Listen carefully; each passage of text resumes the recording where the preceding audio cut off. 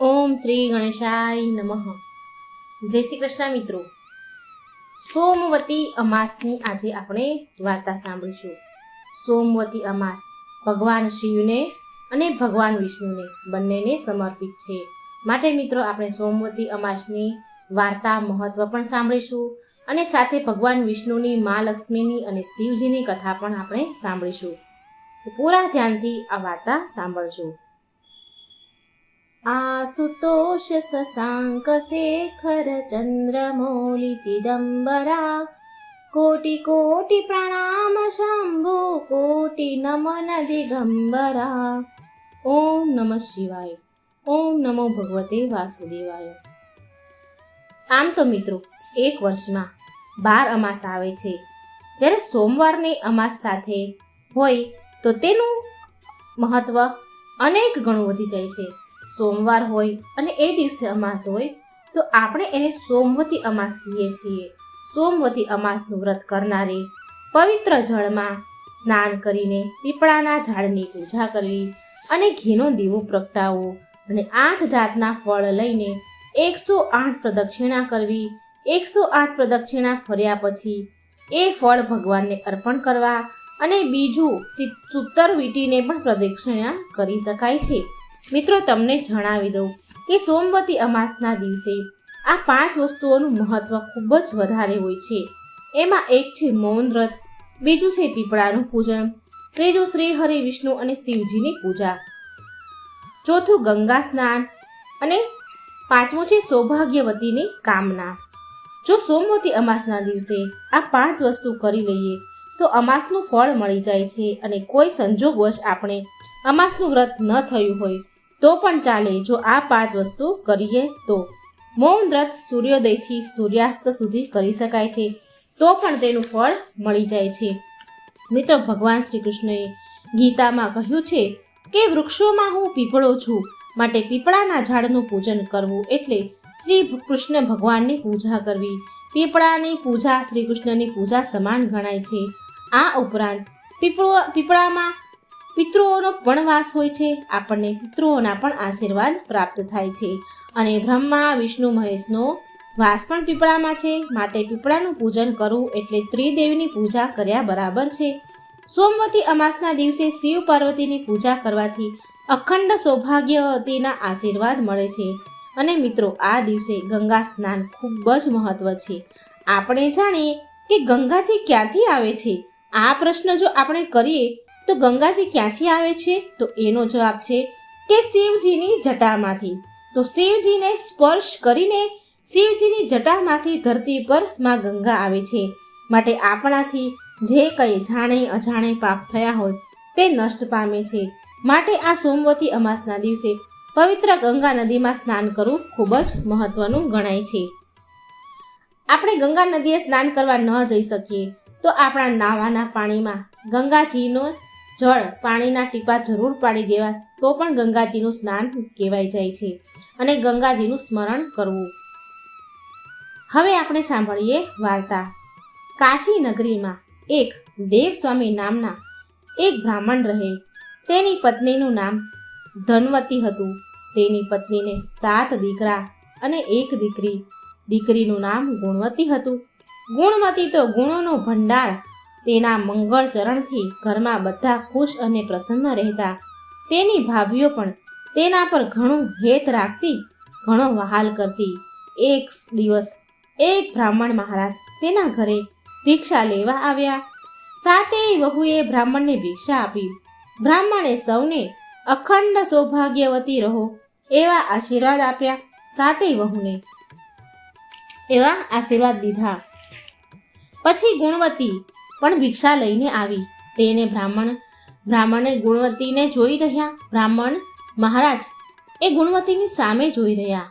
થોડી વાર પછી તે બ્રાહ્મણે ગુણવતીને આશીર્વાદ દીધો, બહેન ધર્મવતી થા. આમ કહીને બ્રાહ્મણ ચાલતો થયો. થોડી વાર પછી તે ગુણવતી એની મા પાસે આવી અને બોલી, મા, બ્રાહ્મણ મહારાજે બધી ભાભીઓને અખંડ સૌભાગ્યવતીના આશીર્વાદ દીધા અને મને ધર્મવતી થા એવું કેમ કહ્યું? મને આવું કેમ કહ્યું? પુત્રીની વાત સાંભળી ધર્મવતીને થોડી નવાઈ લાગી. જ્યારે બીજા દિવસે તે બ્રાહ્મણ ભિક્ષા લેવા આવ્યા એટલે ધર્મવતીએ તે બ્રાહ્મણને કહ્યું, મહારાજ, તમે મારી સાતેય વહુને અખંડ સૌભાગ્યવતીના આશીર્વાદ દીધા, તો મારી દીકરીને ધર્મવતી થા એમ કેમ કહ્યું? એટલે બ્રાહ્મણ મહારાજ બોલ્યા કે મેં જે કહ્યું તે બરાબર કહ્યું છે, અને કહે છે કે જ્યારે ગુણવતીના લગ્ન લેવાશે ત્યારે સપ્તપદી 7 ફેરા ફરતી વખતે તેના પતિનું મૃત્યુ થશે, ગુણવતી વિધવા થશે. આટલું સાંભળતા તેનું માનું હૃદય થડકી ઉઠ્યું. તે કાપી ઉઠી અને ગુણવતી પણ રડવા જેવી થઈ ગઈ. આ જોઈ અને બ્રાહ્મણદેવ કહે છે કે મેં એટલા માટે જ બહેન તને કહ્યું હતું કે ધર્મવતી થા, એટલા માટે જ કહ્યું હતું કે અત્યારથી જ ધર્મનો સંગ્રહ કરવો જોઈએ, ધર્મના રસ્તે ચાલવું જોઈએ. આમ પછી બ્રાહ્મણ મહારાજ ગુણવતીને આશ્વાસન દેતા હતા ત્યારે ધર્મવતી ગુણવતીની માતા બ્રાહ્મણને કહેવા લાગી, મહારાજ, અમને એવો ઉપાય બતાવો જેથી મારી ફૂલ જેવી દીકરી રંડાપામાંથી બચી જાય, વિધવા થવાનું જીવન ગુજારવું ન પડે. ધર્મવતીની વાત સાંભળી મહારાજ બોલ્યા કે જો તમે સિંહલ દ્વીપમાંથી સોમા ધોબણને તમારા ઘરે લાવી શકો તો તમારી દીકરી દુઃખમાંથી બચી શકે, પરંતુ એ કામ ઘણું કઠણ છે. આમ કહી બ્રાહ્મણ ત્યાંથી ચાલતા થયા. આ વાત ધર્મવતીએ તેના પતિને કહી અને આ સાંભળી દેવસ્વામી વિચારમાં પડી ગયા કે સિંહલ દ્વીપમાં જવું શી રીતે? અને તેણે તેના 7 પુત્રને બોલાવ્યા અને સિંહલ દ્વીપમાં જવાનું કહ્યું. એટલે મોટા 6 છોકરા ચૂપ રહ્યા, પણ સાથે નાનો શિવસ્વામી સિંહલ દ્વીપમાં જવા તૈયાર થયો. શિવસ્વામી અને ગુણવતી સિંહલ દ્વીપ જવા ચાલતા જ નીકળી પડ્યા. વનવગડા વીંધતા જાય છે. જો ભૂખ લાગે તો વનવગડામાંથી ફૂલ, ફળ, પાન ખાતા જાય છે. તે બંને ભાઈ બહેન સમુદ્ર કાંઠે આવી પહોંચ્યા. ભાઈ બહેન થાકીને લોથપોથ થઈ ગયા હતા અને સમુદ્ર કિનારે કાંઠે આવીને વિચાર કરે છે કે સમુદ્ર ઓળંગવો શી રીતે. આમ વિચાર કરતા તે ભાઈ બહેન એક વડના ઝાડ નીચે બેઠા. આ વડ ઉપર એક ગીધ પક્ષી તેના બચ્ચા સાથે રહેતો હતો. તે ગીધ વડના ઝાડ પર તેના બચ્ચા માટે ખાવાનું લઈને આવ્યો હતો. તે ગીધ તેના બચ્ચાને કહે છે, આજે તો હું સરસ ખાવાનું લાવ્યો છું બચ્ચાઓ, પેટ ભરીને ખાઓ. એટલે બચ્ચા બોલ્યા, અમારે કાંઈ ખાવું નથી. એટલે ગીધ બોલ્યો, અરે એવું શું છે? આટલું સરસ જમવાનું છે અને તમે ખાવાની ના પાડો છો? બચ્ચા બોલ્યા કે આ ઝાડ નીચે જે બેઠા છે તે બંને ભાઈ બહેન કેટલાય દિવસથી ભૂખ્યા છે, તેને ખવડાવ્યા વિના અમારું પેટ કેમ ભરાય માં? બચ્ચાનો અતિથિ પ્રત્યેનો આવો પ્રેમ જોઈને તે ગીધ પક્ષી વન ફળ ઉપાડી લાવ્યો અને તે ભાઈ બહેનને આગળ મૂક્યા. ગીધને જોઈને શિવસ્વામી બોલ્યો, હે ગીધરાજ, અમારું કામ ન થાય ત્યાં સુધી અમને ખાવાનું ગળે ઉતરે તેમ નથી. અમારે સિંહલ દ્વીપમાં સોમા ધોબણના ઘરે જવું છે. કોઈ ઉપાય બતાવો સારો. આ સમુદ્ર અને અમે કેવી રીતે પાર કરીશું? આ સાંભળી ગીધ બોલ્યો, તમે ચિંતા ન કરો, હમણાં જ તમને સિંહલ દ્વીપમાં પહોંચાડી દઉં છું. તમે નિરાતે જમી લો. ગીધની વાત સાંભળીને ભાઈ બહેનને મનને શાંતિ થઈ અને વનફળ ખાઈ લીધા. આ ગીધ સામાન્ય ગીધ ન હતો. આ ગીધ જો ધારે ને તો 10 માણસોને સામટા ઉપાડી શકે તેવો બળવાન હતો. તેણે પોતાની પીઠ ઉપર ભાઈ બહેનને બેસાડી દીધા અને તે આકાશ માર્ગે ઉડવા લાગ્યો. ગીધ ઘડીક વારવા જ ઉછળતા સાગરને પહેલે પાર પહોંચી ગયો અને સોમાના ઘર આગળ બંને ભાઈ બહેનને ઉતારી દીધા. સવાર થવાની હજી વાર હતી કે ભાઈ બહેને વિચાર કરી રહ્યા હતા કે હવે શું કરવું. ગુણવતીએ કહ્યું, ભાઈ, આપણે સોમા ધોબણની કઈ સેવા ચાકરી કરીએ તો સોના ધોબણ રાજી થાય. આમ વિચારી ગુણવતીએ તેના ઘર આંગણામાંથી કચરો કાઢવા માંડી. શિવસ્વામી કૂએથી પાણી ભરી લાવ્યો. ગુણવતીએ સોમા ધોબણનું આંગણું લીપીને સ્વચ્છ કર્યું અને સૂર્ય ઉગે તે પહેલા તે દૂર જઈને બેઠા. સવાર પડી. સોમા ધોબણ આળસ મરડીને ઉઠી. તે ઘરની બહાર નીકળી અને તેણે આંગણું જોયું તો તો તેના આશ્ચર્યનો પાર ન રહ્યો. એ ઊભી વિચાર કરવા લાગી કે અરે, મારું આંગણું લીપ્યું કોણે? તે વિચારમાં પડી ગઈ, પણ કંઈ સમજણ પડી નહીં. આમ રોજ ભાઈ બહેન નિત્ય સવારે સોમા ધોબણનું આંગણું લીપવા લાગ્યા. સોના ધોબણ રોજ સવારે જુએ અને નવાઈ પામે, અને આજે તો રાત્રે જાગતી બેસી રહી. તે રાતનો છેલ્લો પહોર થયો ત્યાં તો સોના ધોબણે 2 જણાને આંગણું લીપતા જોયા. સોના ધોબણ દોડી આવી તેમને પૂછ્યું કે ભાઈ, તમે કોણ છો? મારું આંગણું રોજ તમે શા માટે લીપો છો? શિવ સ્વામી બોલ્યા, હું બ્રાહ્મણનો દીકરો છું અને આ મારી બહેન ગુણવતી છે. અમે તમને તેડવા આવ્યા છીએ. અમે તમારી સેવા ચાકરી કરીને તમને રાજી કરવા માંગીએ છીએ. સોના ધોબણ તો ચિંતામાં પડી ગઈ. બ્રાહ્મણના બાળકો મારું ઘર લીપે? તે બોલી ઉઠી, ભાઈ, તમે મારા અતિથિ છો. મારે તમારી સેવા કરવી જોઈએ, અને વળી તમે બ્રાહ્મણ છો એટલે જો હું તમારી પાસે કામ કરાવું તો પાપમાં પડું. તમારે જે કામ હોય તે કહો, હું આનંદથી કરીશ. શિવ સ્વામીએ તેની પોતાની બહેનની બધી જ વાત કરી અને ગમે તે રીતે ગુણવતીના લગ્ન સમયે ઉપસ્થિત રહેવાનો આગ્રહ કર્યો. સોના ધોબણે તેના પોતાના દીકરાની વહુઓને કહ્યું, હું જાઉં છું. જો આપણે ઘેર કોઈ મરી જાય તો હું આવું ત્યાં સુધી સાચવી રાખજો. આમ કહી સોના તેના વ્રતના પ્રભાવે આકાશ માર્ગે શિવ સ્વામી અને ગુણવતી લઈને ઉડી. ઘણી વારમાં બધા કાશીનગર આવી ગયા. સોના ધોબણને પોતાને ત્યાં આવેલી જોઈ ગુણવતીના માતા પિતાને આનંદનો પાર ન રહ્યો. ગુણવતીના માતા પિતાએ ઉજ્જૈનના રુદ્ર શર્મા નામે એક ગુણવંત શર્માના છોકરા સામે ગુણવતીનું વેવિશાળ કર્યું અને લગ્ન લેવડાવ્યા. ઉજ્જૈનથી જાન આવી પહોંચી. લોકો જાતની અટકળો કરવા લાગ્યા. ચોરીમાં મંગળ ફેરા ફરાવા લાગ્યા.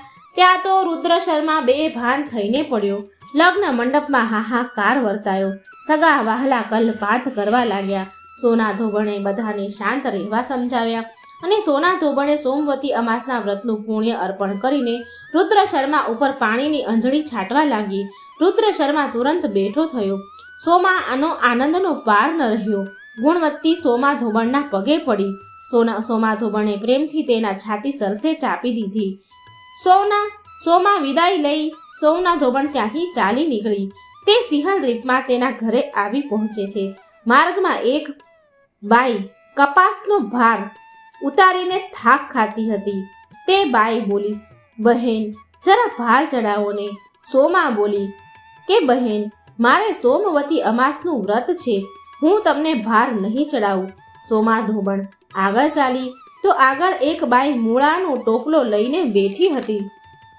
તે બાઈ સોનાને કહે છે, બહેન, મને ટોપલો ચડાવો ને. સોમા ધોબણ બોલી, બહેન, મારે વ્રત છે, હું તમને ભાર નહીં ચડાવું. આમ કરી સોમા ધોબણ તેના ઘરે ચાલતી થઈ. રસ્તામાં પીપળો આવ્યો એટલે સોમા ધોબણે 8 ફળ લઈ તેને 108 પીપળાની પ્રદક્ષિણા કરી અને ભગવાનનું પૂજન કર્યું. સોમા ધોબણે જ્યારે સોમવતી અમાસનું પુણ્ય અર્પણ કરીને અંજલિ છાટી હતી તે જ સમયે સોમા ધોબણના ઘરે તેના બધા જ પુત્રો મરી ગયા હતા અને બધી વહુઓ અને બીજા સોમાના વાટ જોઈને બેઠા હતા. પરંતુ સોમા ધોબણે પીપળાની પ્રદક્ષિણા કરી અને ભગવાનનું પૂજન કર્યું. ત્યાં તો તેના મરેલા બધા જ પુત્રો સજીવન થયા. સૌનો આનંદનો પાર ન રહ્યો. આનંદ કરવા લાગ્યા. ગુણવતી પણ સોમવતી અમાસનું વ્રત કરવા લાગી.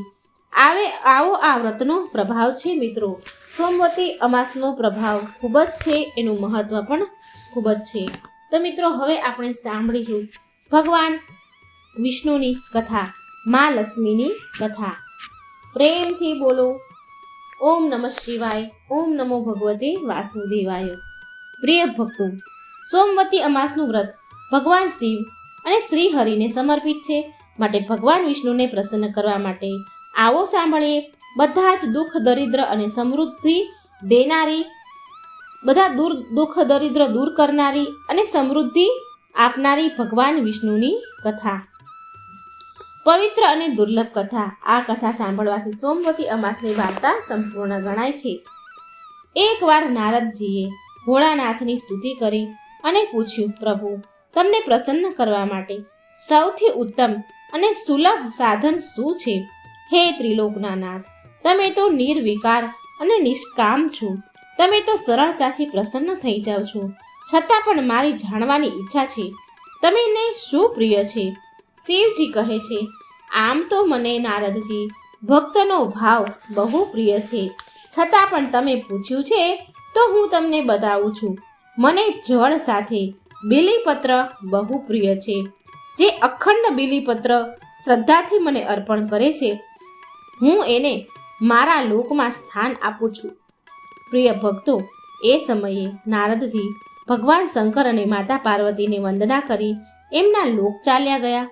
નારદજીના ગયા પછી પાર્વતીજીએ શિવજીને કહ્યું, હે પ્રભુ, મારી એ જાણવાની ઈચ્છા છે, મને બહુ મન છે. મારી એ જાણવાની ઈચ્છા છે કે બીલીપત્ર આટલા બધા તમને પ્રિય કેમ છે? પ્રભુ, કૃપા કરી મારી જિજ્ઞાસા શાંત કરો. શિવજી બોલ્યા, હે દેવી, બીલીના પત્ર મારી જટા સમાન છે. તેના 3 પત્ર એટલે કે 3 પાન ઋગ્વેદ, યજુર્વેદ અને સામવેદ છે. શાખાઓ સમસ્ત શાસ્ત્રનું સ્વરૂપ છે. બીલીપત્રને પૃથ્વીનું તમે કલ્પ વૃક્ષ સમજો, જે બ્રહ્મા વિષ્ણુ શિવનું સ્વરૂપ છે. હે પાર્વતી, સ્વયં મહાલક્ષ્મીએ શૈલ પર્વત પર બીલી રૂપમાં જન્મ લીધો છે. આ કારણથી પણ બીલીનું વૃક્ષ મને અતિ પ્રિય છે. આ સાંભળીમાં પાર્વતી વિચારવા લાગ્યા. વિચારમાં અચંભામાં પડી ગયા કે મહાલક્ષ્મીએ બીલીનું સ્વરૂપ લીધું. પાર્વતી આ જાણવાની જિજ્ઞાસાને રોકી ન શક્યા અને શિવજીને પૂછવા લાગ્યા કે દેવી લક્ષ્મીએ બીલીનું સ્વરૂપ કેમ લીધું? પ્રભુ, તમે મને આ કથા વિસ્તારથી કહો. ભોળાનાથે દેવી પાર્વતીને કથા સંભળાવવાની વિસ્તારથી શરૂ કરી કે હે દેવી, સતયુગમાં જ્યોતિર્રૂપ મારા અંશનું રામેશ્વર લિંગ હતું. બ્રહ્મા વગેરે દેવતાઓએ એનું વિધિપૂર્વક પૂજન અર્ચન કર્યું. એનું પરિણામ એ આવ્યું કે એના અનુગ્રહથી વાણી બધાની પ્રિય બની ગઈ. એ ભગવાન વિષ્ણુની સતત પ્રિય થઈ ગઈ. મારા પ્રભાવથી ભગવાન કેશવના મનમાં વાગ્વદેવીના પ્રત્યે જેટલી પ્રીતિ ઉપજી હતી એ સ્વયં લક્ષ્મીજીને ગમી નહીં.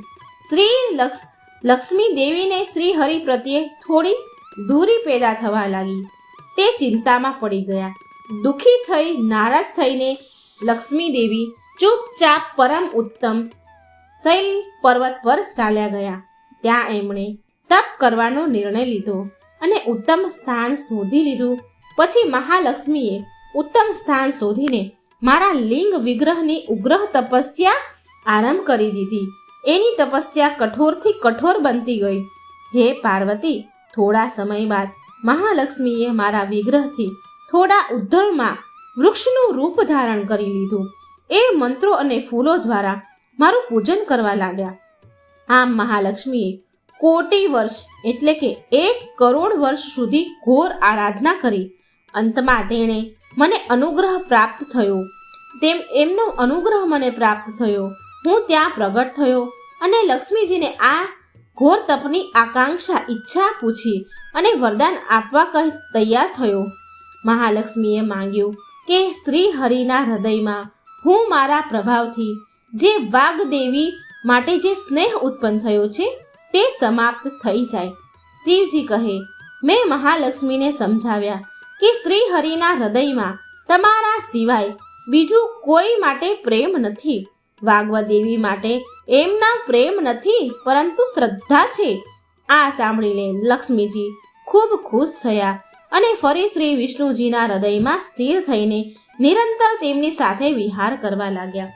હે પાર્વતી, મહાલક્ષ્મીના હૃદયનો એક મોટો વિકાર આ પ્રકારે દૂર થયો. આ કારણથી હરિપ્રિયા લક્ષ્મી એ જ રૂપમાં સદાય અતિશય ભક્તિથી ભરપૂર યત્નપૂર્વક મારી પૂજા કરવા લાગ્યા. હે પાર્વતી, આ કારણે બિલ્લીનું વૃક્ષ, તેના પાન, ફળ, ફૂલ વગેરે મને બહુ પ્રિય છે. હું નિર્જન સ્થાન પર બિલ્લી વૃક્ષનો આશ્રય લઈને રહું છું.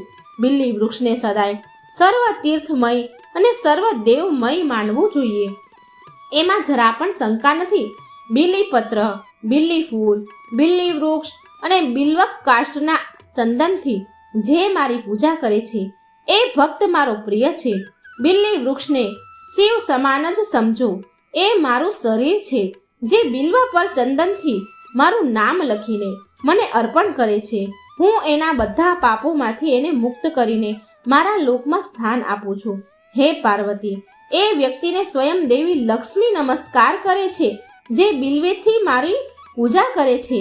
બિલ્વના મૂળમાં પ્રાણ છોડે છે, જે એને રુદ્ર દેહની પ્રાપ્તિ થાય છે. મારી પૂજા માટે બિલ્લીના ઉત્તમ પાનનો ઉપયોગ કરવો જોઈએ. તો મિત્રો, તમને બીલીપત્રનો મહિમા, શિવજીને બીલીપત્ર કેમ પ્રિય છે તે સમજાઈ ગયું હશે. જો તમને આ વિડીયો, આ વાર્તા પસંદ આવે તો કમેન્ટ જરૂર કરજો, કમેન્ટમાં લખજો અને વિડીયો લાઈક અને શેર કરજો. આ ચેનલને સબસ્ક્રાઈબ પણ જરૂર કરજો. એકવાર પ્રેમથી બોલો ઓમ નમઃ શિવાય. શ્રી હરિ વિષ્ણુની જય, મા પાર્વતી મહાલક્ષ્મીની જય. જય શ્રી કૃષ્ણ. રાધે રાધે. Thank you.